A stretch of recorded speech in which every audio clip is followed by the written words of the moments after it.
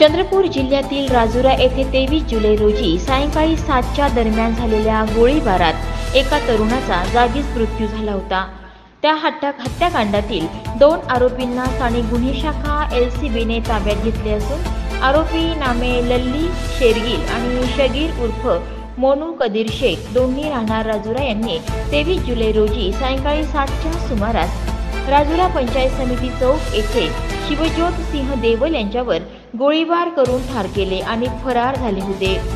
सदर घटनेचे गांभीर्य ओळखून जिल्हा पोलीस अधीक्षक मुमक्का सुदर्शन, अप्पर पोलीस अधीक्षक रीना जनबंधू तात्काळ घटनास्थळी पोहोचून स्थानिक गुन्हे शाखा राजुरा पोलीस स्टेशन आणि उपविभाग राजुरा येथील अधिकारी तसंच अंमलदार यांचे वेगवेगळे पथके तयार करून आरोपींचा शोध घेण्यासाठी रवाना केले।